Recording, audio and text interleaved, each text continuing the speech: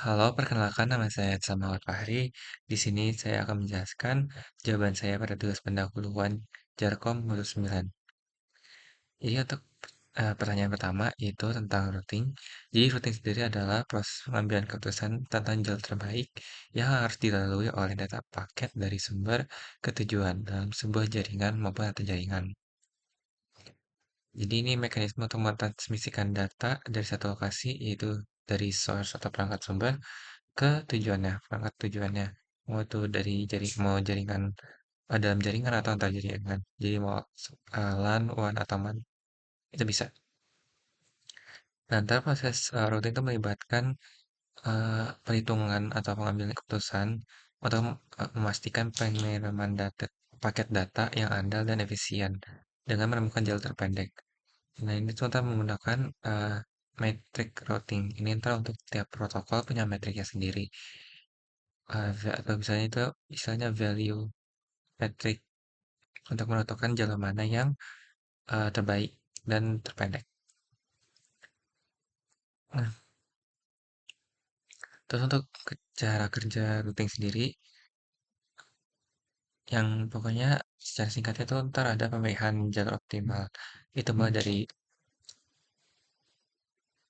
data atau paket yang dikirim dari perangkat sumber, nanti router yang perangkatnya bertanggung jawab dalam proses ini akan menganalisis data informasi database yang menyimpan rute-rute jaringan dalam tabel routing. Nah, berdasarkan informasi yang didapat, router akan memilih jalur yang paling optimal berdasarkan kriteria seperti kecepatan, jumlah hub, dan kondisi lalu lintas jaringan. Dan juga mungkin tadi ada metrik. Berdasarkan itu,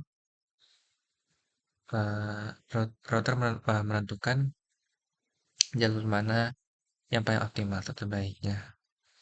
Nah, terus pengiriman datanya melalui router, kalau jalurnya terbaik sudah dipilih, data mau dikirim melalui jaringan, terus router itu kan juga proses dinamis yang berarti router akan terus-menerus mengevaluasi kondisi jaringan. Jadi kalau ada perubahan, seperti peningkatan lalu lintas atau jalur yang terputus, router akan mengubah rute yang dipilih untuk memastikan data tetap berjalan melalui jalur yang paling efisien. Nah, selanjutnya tadi berkait dengan itu juga, karena routing itu proses dinamis, jadi juga ntar ada pembaruan tabel routing secara uh, agar proses routing itu bisa berjalan lancar. Router secara berkala akan memperbarui tabel routingnya.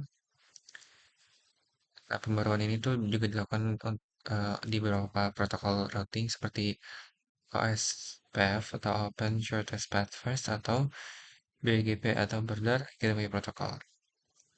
Ya, jadi itu di situ router memungkinkan untuk bertukar informasi tentang jalur yang tersedia. Nah, terus eh, lanjut ke jenis-jenis dari routing itu sendiri. Nah, yang pertama itu ada static routing. Jadi, static routing ini metode manual untuk mengkonfigurasi router dalam jaringan. Dalam static routing, administrator jaringan secara manual menentukan jalur yang harus diambil paket untuk mencapai tujuannya. Nah, jadi, karena ini dikonfigurasi secara manual, jadi router akan mengikuti rute yang telah ditetapkan dan tidak akan berubah kecuali dikonfigurasi ulang. Kalau default routing ini jenis routing statis yang khusus digunakan saat suatu router tidak memiliki rute khusus untuk jaringan tujuan. Di konfigurasi ini memungkinkan router untuk memesan paket data ketika tidak ada rute yang cocok dalam tabel routing untuk menuju jaringan tujuan. Kalau misalnya dynamic routing, ini jadi ada pertukaran informasi routing secara otomatis antar router menggunakan protokol dynamic routing. Nah, protokol ini memungkinkan router untuk secara dinamis mempelajari perubahan topologi jaringan dan memilih rute optimal berdasarkan kondisi jaringan. Betul. Nah, untuk perbandingan dari static dan dynamic routing, kalau misalnya secara dari berbagai aspek, kalau misalnya konfigurasi tadi ini manual, kalau yang static, kalau yang dynamic dia otomatis. sesuai dengan protokol melalui protokol routingnya. Terus ke skalabilitas dia static routing kurang cocok untuk jaringan besar, kalau dynamic routing cocok untuk jaringan yang besar. Terus respon terhadap perubahan dia nggak otomatis kan. Tadi sesuai yang dibilangin kalau static routing dia nggak bakal berubah kecuali konfigurasi ulang. Kalau dynamic routing dia bakal otomatis menyesuaikan kalau ada perubahan dalam topologi. Terus penggunaan resource ini rendah, kalau static routing dia rendah, kalau dynamic routing dia tinggi. Terus secara dalam sisi keamanan dia static routing dia tinggi karena nggak terjadi pertukaran info antar router. Kalau dynamic routing perlu proteksi tambahan. Secara administrasi atau manajemennya untuk kayak kalau static routing dia sulit dalam skala besar, tapi kalau dynamic routing lebih mudah dengan protokol yang tepat. Nah, untuk static routing sendiri itu digunakan saat jaringannya itu kecil dan topologi stabil. Terus koneksi antar router terbatas dan tetap. Tapi tetap diperlukan kontrol penuh oleh administrator. Tapi kalau misalnya dynamic routing digunakan saat jaringan besar dan dinamis, perubahan topologi sering terjadi, terus banyak rute dan butuh otom- otomatisasi.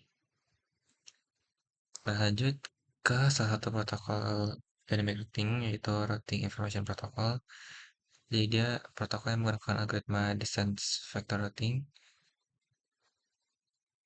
Jadi protokol ini menggunakan jumlah hop atau hop counts sebagai metrik untuk menentukan jalur terbaik ke suatu tujuan.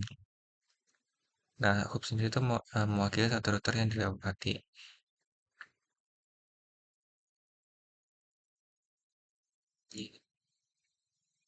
Nah, terus RIP atau RIP terutama digunakan pada jaringan yang lebih kecil karena kesederhanaan dan kemudahan implementasinya. RIP sangat cocok untuk lingkungan dengan topologi jaringannya relatif stabil dan jarang berubah. Karena RIP membatasi jumlah hoops maksimum hingga 15. Nah, sebelum ke jenis kayak RIP version 1 sama 2-nya, ini dia menjelaskan sedikit tentang classful routing sama classless routing. Jadi kalau classful routing itu dia tidak mengimpor subnet mask. Jadi dalam hal ini subnet mask juga disediakan setelah pembaruan rute. Dalam classful routing, subnet mask di semua perangkat sama sama di semua perangkat dan tidak bervariasi untuk semua perangkat. Dan dalam classful routing, VLSM atau variable length subnet mask tidak didukung. Begitu pula yang dengan CIDR atau classless interdomain routing. Nah, kalau classless routing kebalikannya, classless routing mengimpor subnet mask dan hal ini triggered update digunakan. Dalam classless routing, VLSM ini juga didukung dan juga begitu juga dengan CIDR. Nah, lanjut ke RIP versi 1. Jadi, RIP versi 1 ini protokol, standar protokol yang dia bekerja mm, dengan protokol classful routing gitu aja. Nah, dia pembaruannya dilakukan dengan broadcast. Dia punya nilai administratif distance-nya yaitu di 120, yang berarti dia tidak reliable. Antara untuk detail tentang administrative distance ada di plan selanjutnya. Nah, jadi intinya untuk keunggulan dari RIP versi 1 dia mudah dikonfigurasi, terus router statis karena emang router statis itu rumit, terus dia biaya overhead lebih rendah dan dia ya tidak rumit. Kalau kekurangannya pemanfaatan bandwidth sangat tinggi karena disiarkan tiap 30 detik. Ya, mm. Karena untuk kayak update timer untuk kayak di RIP itu update timer itu di setiap 30 detik gitu. Jadi emang defaultnya kayak gitu, jadi pemanfaatan bandwidthnya sangat tinggi karena disiarkan atau ada broadcast setiap 30 detik. Jadi hanya bekerja pada jumlah hop atau misalnya kayak protokol yang mungkin menggunakan metrik jumlah jumlah hops atau hop count. Dan dia konfigurasinya sangat lambat, membuang banyak waktu dalam menentukan jalur alternatif. Nah, kalau misalnya yang RP version 2, dia eh, mendukung classless interdomain routing atau CIDR dan memiliki kemampuan untuk membawa informasi subnet. Metriknya juga merupakan jumlah hoops dan jumlahnya tetap sama, maksimumnya di 15 sama dengan RP version 1. Tapi versi ini mendukung autentikasi dan melakukan subnetting serta multicasting. Auto summary dapat dilakukan pada setiap router. Jadi ini juga maksudnya di version ini bakal allow untuk manual, tetap bisa manual summarization, jadi kayak ya antar auto summary di disable. Nah, dalam RIP version 2, subnet mask disertakan dalam pembaruan routing. RIP version 2 melakukan multicast ke seluruh tabel routing ke semua router yang berdekatan. Jadi dia multicast saja, nggak broadcast. Nah, ini keunggulan RIP version 2, jadi dia udah standardization protocol, standardized protocol. Terus dia juga mendukung VLSM, menyediakan konvergensi yang cepat. Terus dia juga mengirim, ada trigger updates kalau misalnya jaringannya berubah. Terus dia juga work with snapshot routing, jadi kayak membuatnya ideal untuk jaringan dial. Selanjutnya ada kerugiannya. Kalau kerugiannya tetap sama, jumlah hopnya maksimal di 15 dan ada konsep tetangga. Terus menukar seluruh tabel dengan semua tetangga setiap 30 detik karena teks sama RIP. Untuk update time-nya di 30 detik. Nah, untuk selanjutnya ini di administrative distance. Jadi uh, administrative distance tuh untuk lebih untuk skala yang digunakan untuk router untuk mengukur kepercayaan sumber, keandalan gitu sumber yang menyediakan informasi routing.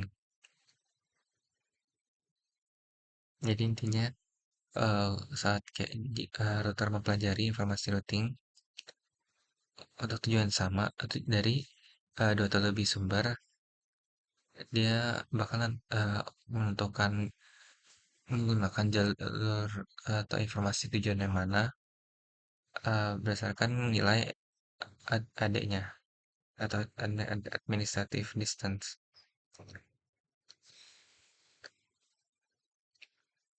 Nilai AD sendiri itu ada dalam rentang 0 sampai 255 dan semakin kecil angka nilai administrative distance-nya dianggap lebih andal daripada angka yang lebih besar. Jadi router yang menetapkan nilai 0 untuk sumber yang paling andal dan nilai 255 untuk sumber yang paling tidak andal. Jadi kurang lebih ini eh, tentang informasi routing ini dari sumbernya.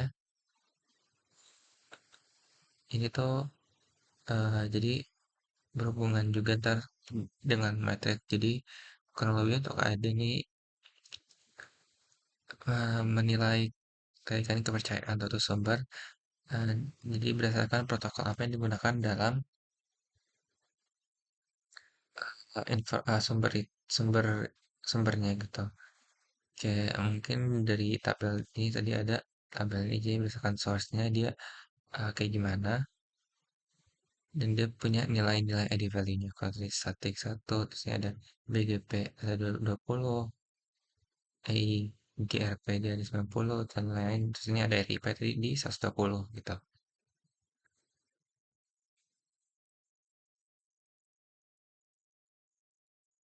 Nah, terus untuk metrik ini digunakan untuk menentukan rute terbaik saat berapa pembaruan diterima untuk rute yang sama.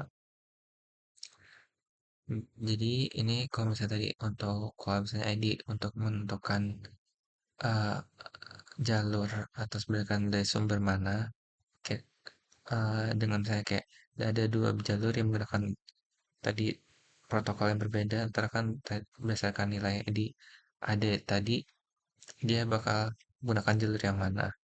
Jadi kalau misalnya ada dua jenis protokol routing yang digunakan dan dia mempunyai nilai AD yang berbeda, nah itu akan dipilih berdasarkan nilai AD yang lebih kecil gitu. Nah, kalau dan dari situ karena udah dipilih misalnya kayak jalur yang menggunakan protokol routing apa, tapi kalau misalnya di dalamnya itu masih ada beberapa jalur lagi, nah metrik ini yang digunakan untuk menentukan rute terbaiknya.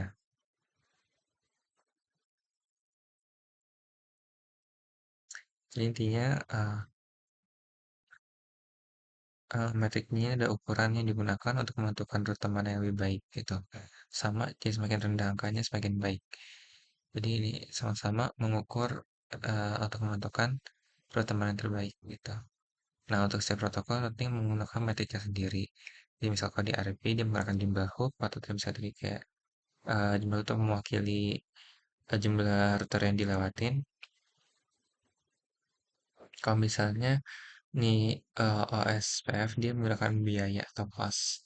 Ini tuh eh, kalau nggak salah berhubungan dengan bandwidth itu dari interface-nya.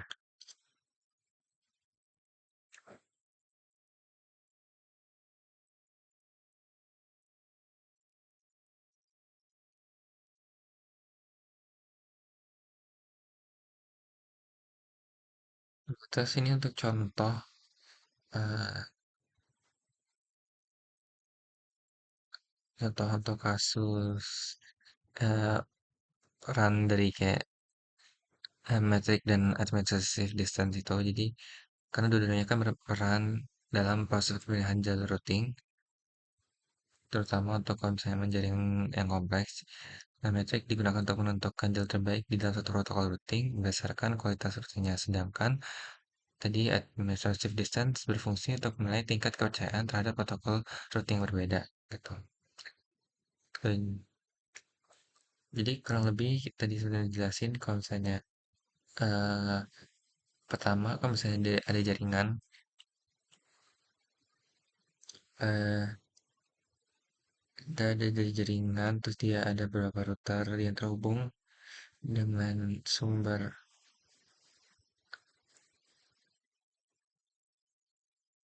dari eh, protokol yang berbeda, dia bakal dibandingin adanya dulu. Router lebih dulu memilih protokol routing yang dipercaya gitu. Jadi dengan ada yang terendah gitu. Nah baru kalau misalnya udah dipilih, kalau misalnya masih ada beberapa jalur dari protokol yang sama, router akan memilih dengan tadi metrik yang terkecil juga gitu. Nah, selanjutnya untuk perbedaan konfigurasi satu routing dengan next hop address sama yang dengan forwarding atau exit interface. Kalau misalnya yang next hop address itu menggunakan IP address dari router yang terhubung selanjutnya. Jadi uh, langsung saja ke konfigurasinya. Misalnya untuk konfigurasinya ini secara basicnya ini pasti ada IP root, ini network jaringan IP jaringan yang mau dituju, terus subnet masknya. Nah, perbedaannya kalau misalnya next hop address sama yang forwarding, yang selanjutnya ini IP address dari router tetangganya, di mana eh, ini IP router dari router yang terhubung sama jaringan ini. Jadi, misal, jadi pokoknya intinya kalau misalnya next hop address ini IP root, ini jaringan destinationnya, terus subnet masknya. Nah, ini IP address dari router yang terhubung sama jaringan ini, jaringan destination-nya. Nah, kalau misalnya untuk forwarding atau exit interface, dia untuk ininya diganti. Dia bukan berdasarkan IP IP address dari routernya, tapi exit interface dari si routernya. Jadi misalkan ini ada network destination, IP network destinationnya, terus ada subnet masknya.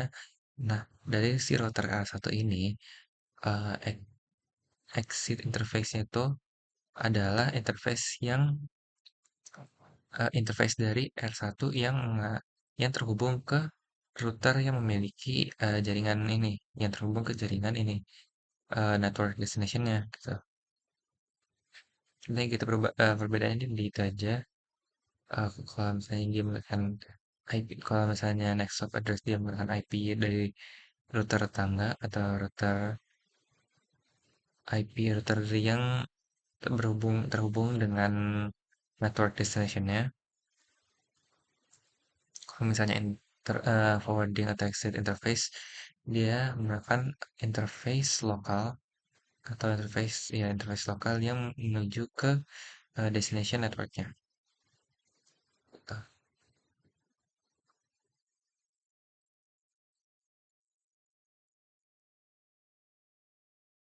Nah ini selanjutnya ada jenis timer di RIP. Yang pertama ini update timer tadi mungkin udah di-mention. Jadi update timer ini menunjukkan seberapa sering waktu uh, seberapa sering perangkat mengirimkan pembaruan perutuhannya, update rutinnya ke router lainnya. Nah, ini waktunya diatur ke 30 detik. Ini secara defaultnya. Ya, pokoknya ini fungsinya untuk menjaga semua router untuk sinkron secara periodik, memberikan update uh, tabel rutinnya ke router-router lainnya. Nah, ini kalau misalnya invalid timer, jadi ada jumlah detik sejak perangkat menerima pembaruan valid terakhir. Nah, kalau misalnya sejak terakhir sejak perangkat terakhir menerima pembaruan, dari situ timer invalid bakal berjalan dan defaultnya tuh di 30 detik. Kalau misalnya waktunya timernya itu pengatur waktunya udah habis, dia bakal ditandai dengan tidak valid. Tapi routernya tetap disimpan dalam tabel hingga pengatur waktu root flush time berakhir. Jadi dia eh, ditanggap dia tandai tidak valid, tapi dia nggak bisa mengirimkan update gitu. Eh, iya.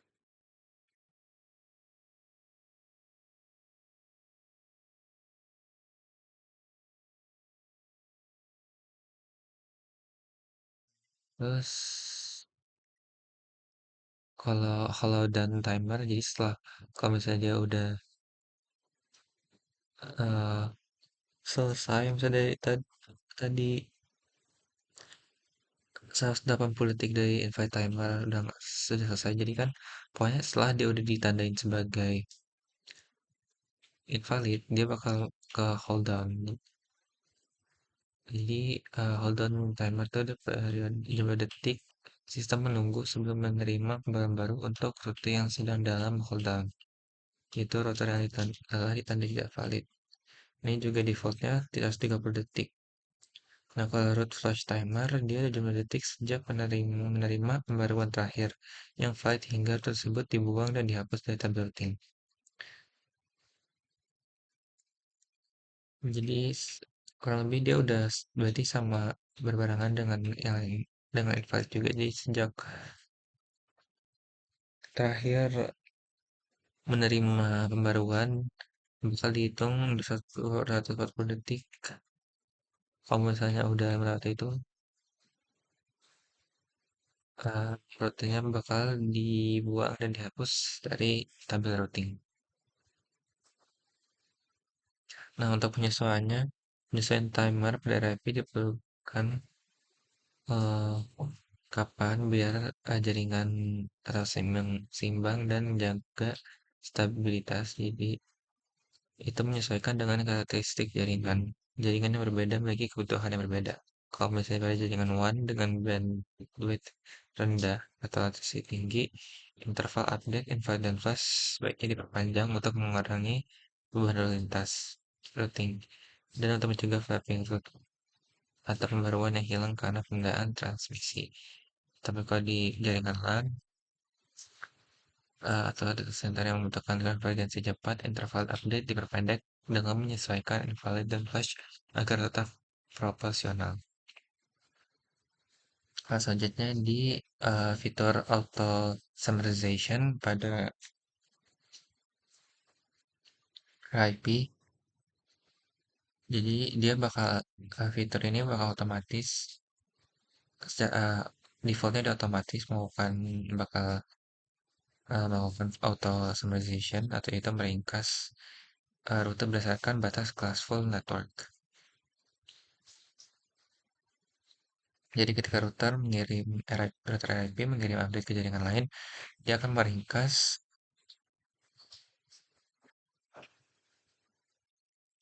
beberapa subnet dari network yang sama menjadi satu entry root classful.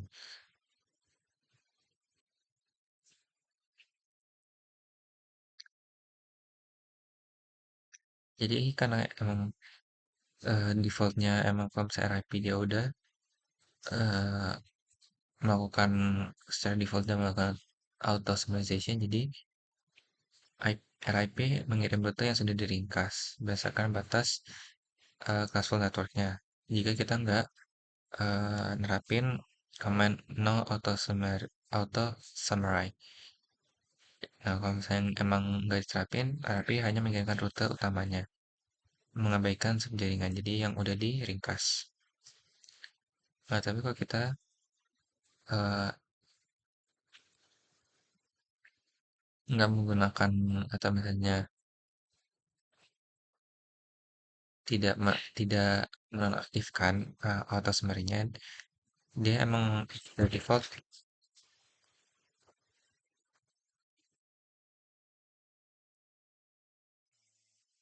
dia mah secara default dia melakukan bakal melakukannya. Jadi emang kalau misalnya nggak diaktifkan, nggak dinonaktifkan auto summary-nya, dia secara default tuh RIP itu melakukan summarization-nya secara otomatis.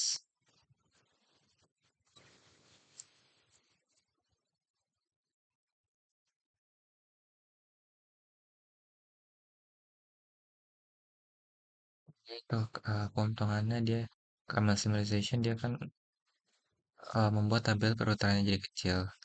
Jadi dia menghemat memori, menghemat bandwidth, terus membuat waktu konvergensinya jadi singkat. Jadi juga ada kelemahannya di summarization itu sendiri karena dia meneruskan lalu lintas untuk jaringan yang tidak digunakan. Jadi ke router akan membuang lalu lintas ketika tidak memiliki tujuan yang sesuai dalam tabel perutannya.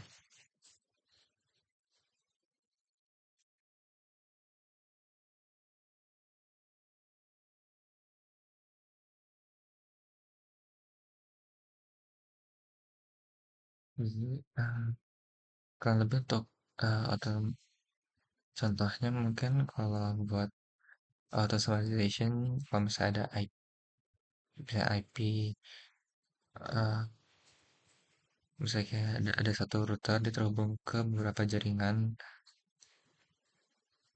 misalnya kayak eh, ada jaringan dengan IP address-nya bisa 192.168.1.0/124, terus ada 192.168.2.0/124, terus ada 192.168.3.0/124. Jadi kan ada tiga IP address dari beberapa jaringan yang terhubung ke router. Nah, kalau misalnya fitur auto summary itu aktif, maka semuanya itu bakal diringkas ya berdasarkan classful routing classful networknya. Jadi 192.168.0.0 slash 16 gitu. Nah, itu akan memunculkan masalah kalau misalnya ketika jaringan tidak sebenarnya kelas full alias dia mengandung subnet yang berbeda dari kelas yang sama namun tersebar di lokasi yang berbeda. Jadi misalnya kalau tadi kan dia tuh ada tiga kelas full network, tapi memang sebetulnya berbeda.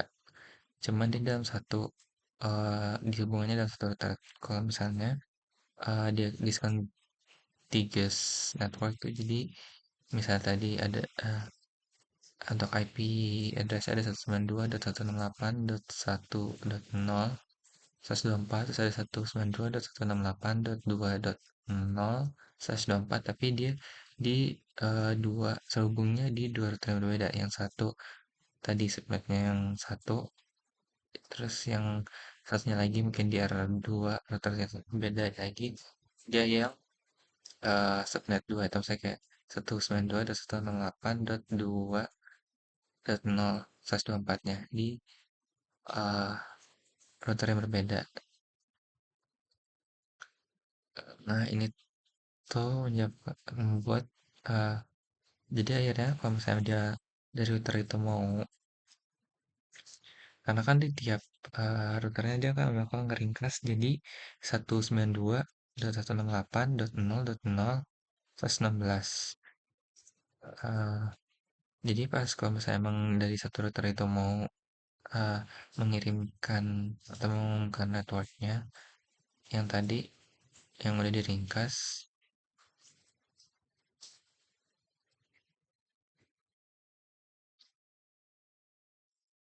baik R1 maupun R2-nya sama-sama percaya bahwa network tadi itu bisa dicapai oleh tetangganya. Tapi karena dua-duanya menggunakan network yang sama, router jadi bingung mana jaringan di sisi mana jaringan itu sebenarnya bisa dicapai gitu. Jadi bisa menyebabkan routing loop. Yang terakhir di terkait passive interface. Jadi kalau misalnya mengonfigurasi routing atau router, kita bisa mencegah suatu interface untuk berpartisipasi dalam RIP. Nah, itu pakai perintah passive interface.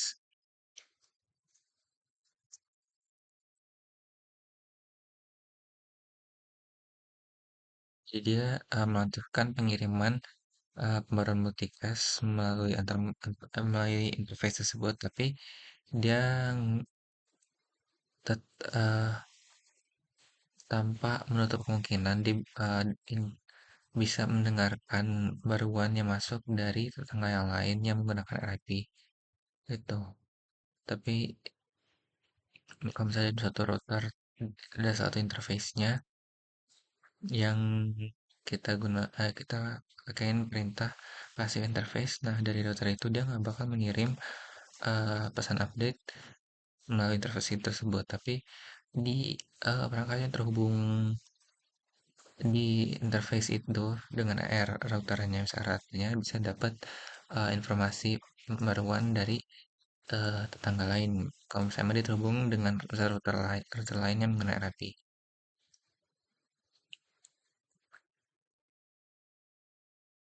Nah, terus eh, untuk ini contohnya kapan digunakannya.